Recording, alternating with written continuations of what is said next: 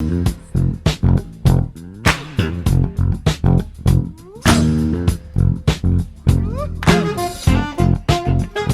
on in, Clark County. It's Rob Anderson with Reform Clark County, and today we're going to be taking a look at see what happened at the Clark County Council, because last week and the week before I shared with you how Auditor Kimsey and really the executive branch is trying to interfere with the charter review.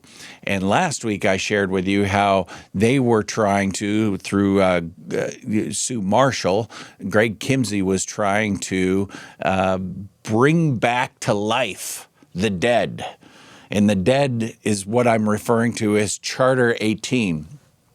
So 2 years ago, Greg Kimsey brought charter review amendment to the Clark County Council, wanting to put the PA's opinion and include a financial opinion, on the petitions for initiatives, on the voter pamphlet if it gets that far, and then on the ballot, which would be incredible. Just imagine the power of having your opinion be put on the ballot for all the voters. And by the way, there's no due process, there's no appeal, there's no rebuttal to it.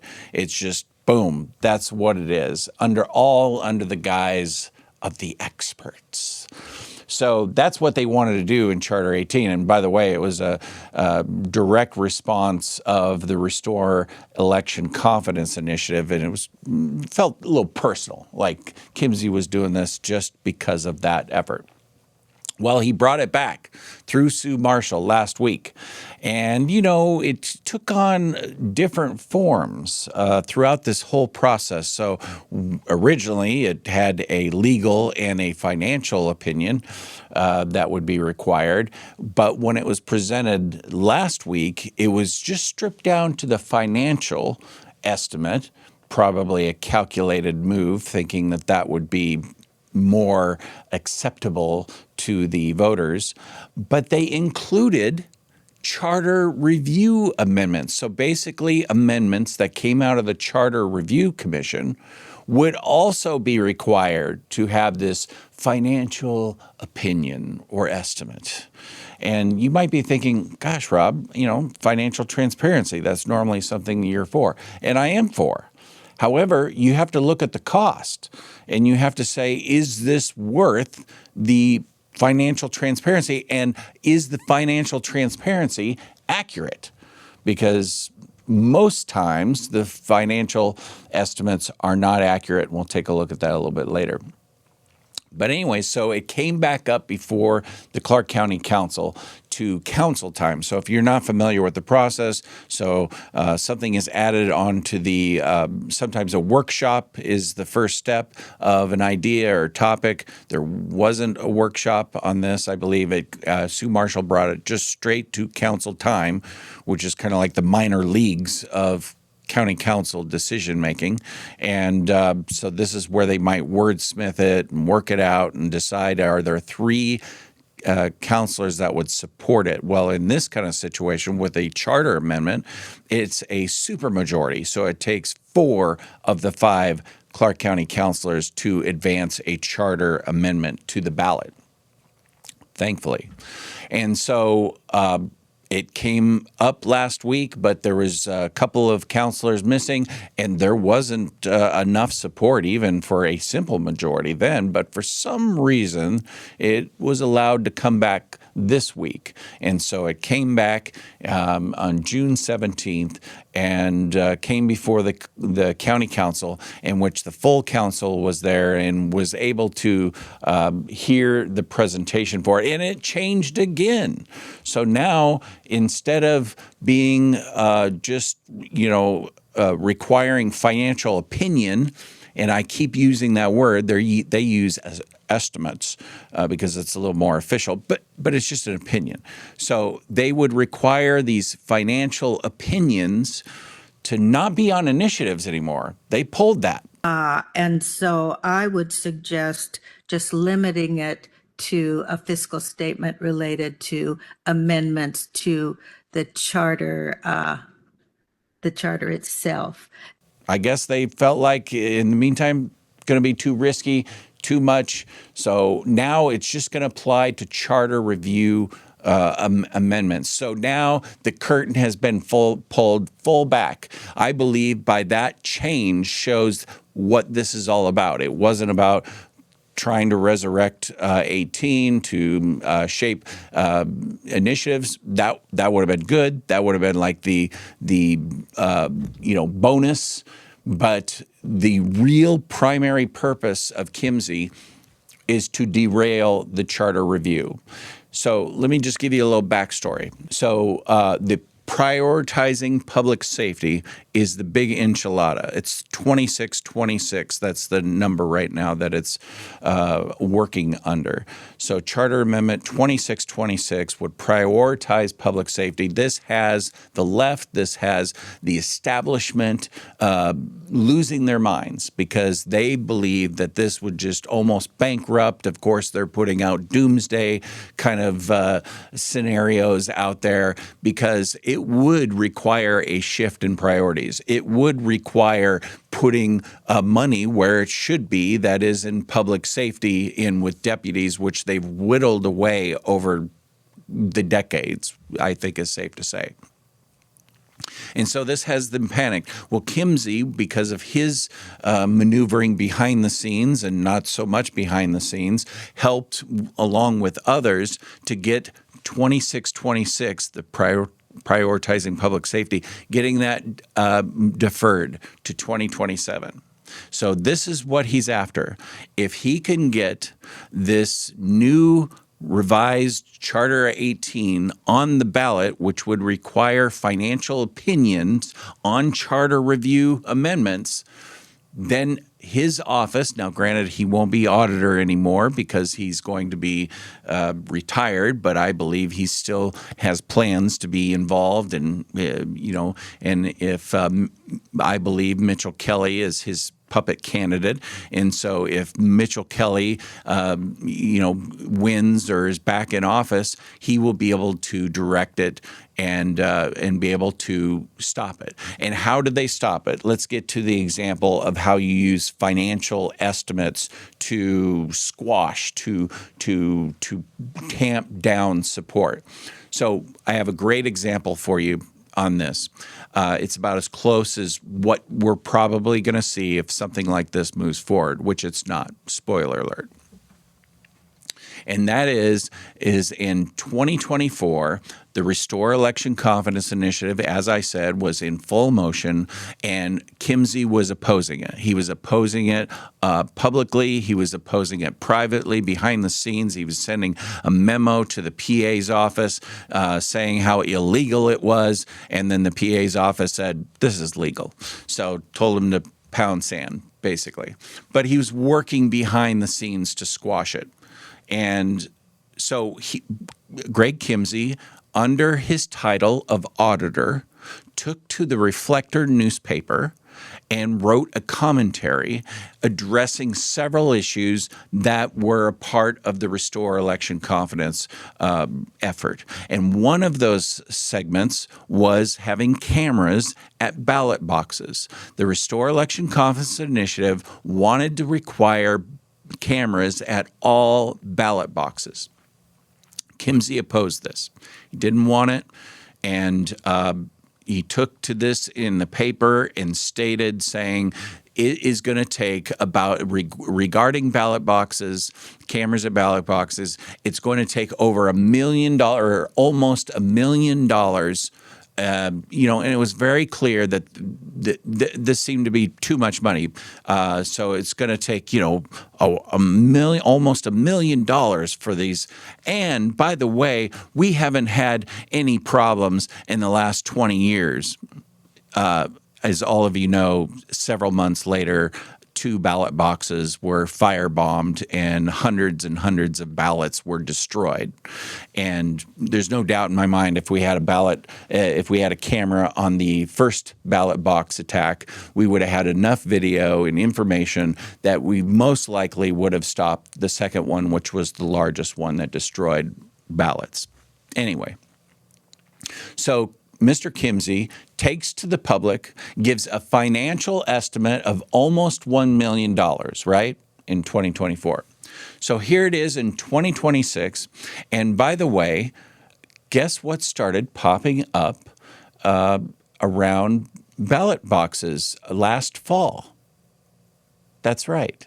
The elections department has started to install ballot box cameras. And so once I found this out, I inquired, and I'm very glad that they're implementing one of the aspects that Mr. Kimsey, clearly he reversed himself, didn't make any public apologies, didn't make any statements, of course, but he reversed himself, and they're installing these cameras on the ballot boxes. Guess how much the money it actually is taking?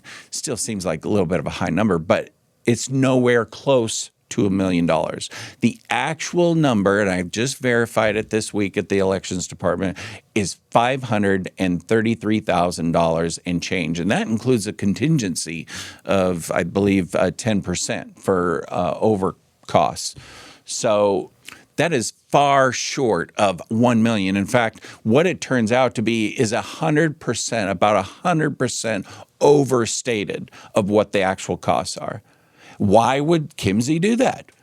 Because he did not support it. He didn't like it. And he used a financial estimate to try to squash support. That is Exhibit A. That is what will happen. In fact, we saw part of that happen in the public safety prioritization, where he was showing an estimate, and I've put in a public records request for those, and I'm very confident that they are going to show that he gave overstated numbers for that estimate as well. It's common. It's what they do. If they don't like something, they're going to blow up the costs of it. If they do like something, they're going to shrink the cost or put out the very smallest cost. It's like what we saw up at Richfield with the splash pad. They put out originally $325,000 or something the splash pad was going to cost. It ended up costing $1.2 million. But they got it through the door, and then they added change orders and blah, blah, blah. Here we are. And that's what they do. That's how you weaponize financial estimates. And that would be done. And that's why this would be, when it was attached to initiatives, this would be an initiative killer. The other thing is that with charter review, now it would give the auditor's office full power to put their thumb on the scale and pick winners and losers. And with the auditor's, clear history of being so political, he was a keynote speaker at No Kings. He showed up at Sue Marshall's anti-ICE resolution to give support. He's been palling around with Democrats and with fundraising, and very politically active, which that's fine. I guess that's what he wants to do. However, it puts a big risk for anything that really comes after wanting to put the people in the priority. For example, supermajority for tax increases, that puts the people's interest in first, and not the establishment, not the government power. And so that's why we need to push back on this, and we did. There was a group of us that showed up on Wednesday.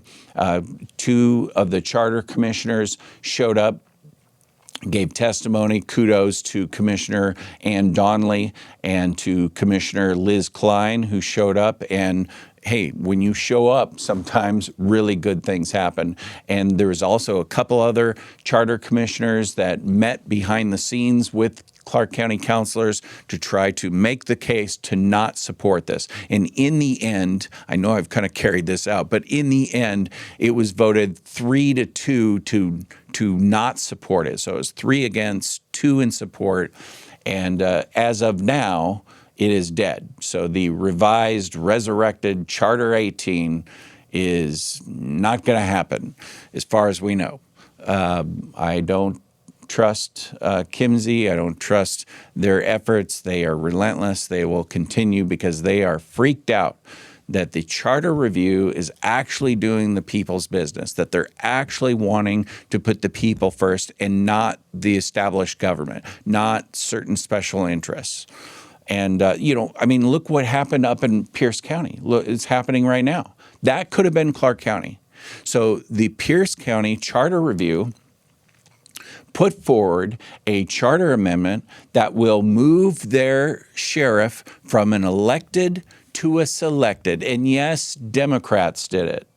Democrats, the saints of democracy, advanced a charter amendment that is going to take away the people's right to elect their sheriff and move it to a selected. Why are they doing this? Because they don't like the Pierce County sheriff, Sheriff Swank. He's pretty outspoken about, being a constitutional sheriff, he was very, very outspoken against the Olympia effort to, create the panel that would remove sheriffs that the governor didn't like. And so Pierce County is now going to have a charter amendment on their ballot to choose. In Pierce County, if you're watching, please do not vote to do that. That will be suicide for you. And but that could have happened here in Clark County. There was a Clark County commissioner that proposed to having all executive positions to be selected rather than elected. Fortunately, it did not have support, but that could have been us. If the Democrats had had full support or full control like they did in 2020 of the charter review, there's no doubt in my mind that we would be having similar crazy charter amendments like that. So thank you, God.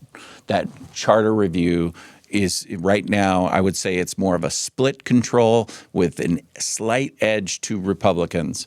And so we're seeing things like supermajority for tax increases. We're seeing prioritization for public safety, which is still on track for next year. We're going to see other things that I think will put the people first rather than special interests or putting the government first, which seems to be what all the Democrat commissioners appear to appreciate and really move forward, is things that help the process, help incumbents, help special interests, and don't really put the little people and the average people first. But hopefully, that we're going to see some good stuff that comes out. But in this Clark County Council meeting that happened on Wednesday, June 17th, it was great that some people showed up. And here's just a little snippets of some testimonies that were given. Good afternoon. I'm commenting on my own behalf today. I want to make that clear. However, I acknowledge that my viewpoint is informed by my recent experience as a Charter Review Commissioner.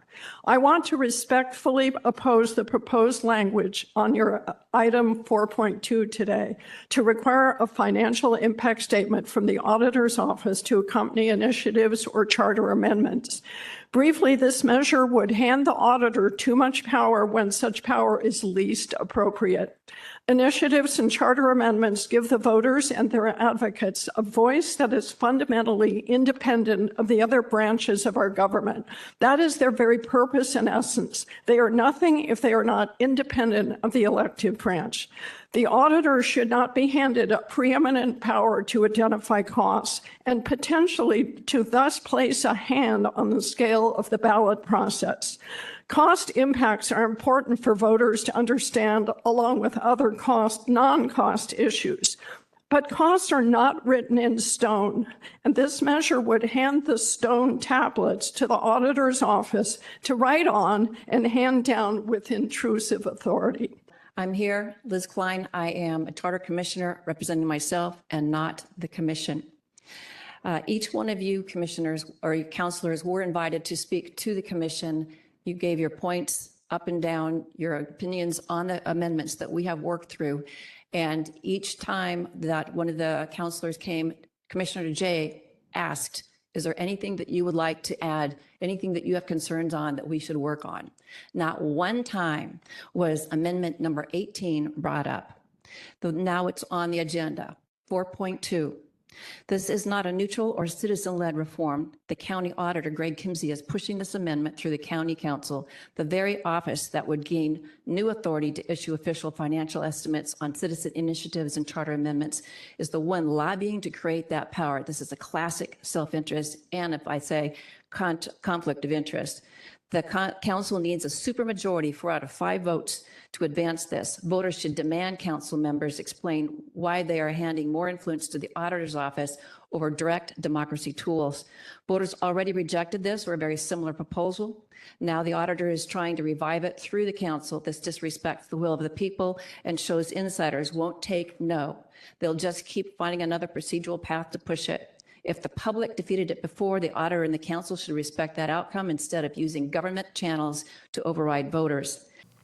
So in a way, Kimsey was sent packing, even though he didn't show his face during this attempt like he did 2 years ago. He was kind of the poster child of the effort. This time, he put Sue up there to do it and didn't even show up for the council time meeting. But it was profoundly rejected 3-2 when you need to have 4 in support. And you only have 2 in support, that is a big loss. And so very glad for all those that showed up, who gave their voice and, really lobbied for this to be, may it just rest in peace and never come back again, Charter 18 or any kind of form of it. But I doubt it. That's the thing is that those efforts, I'm sure, will continue. And I bet that there's a new recipe for disaster that's being cooked up right now. So everyone has to stay vigilant because this charter review effort it's a marathon. It's not a sprint. Started back way before when it came to candidates and running and elections. We're in the thick of the charter aspect of getting good charter amendments, the creation of them, and then off to elections. But July 8th, that will be the meeting in which they decide. So put that on your calendars, July 8th. Stay engaged and be prepared to support charter amendments that need your support to get forward, because there will be opposition and there's a lot more of this battle still to come. Well, that's ReformCast for this week. I'm glad you joined us. And hit the like button, the share. Please share it with your friends and support it. I need your help. The more you support, the more I can amplify and get this show and this message out. So go to givesendgo.com, punch in Reform Clark County. Boom. There's the page. Make a donation. Please maybe make it reoccurring, even if it's $5, $10, $20 a month. It really helps in helping me amplify and get things out. So remember, you are the catalyst to reform with God's help. See you next week.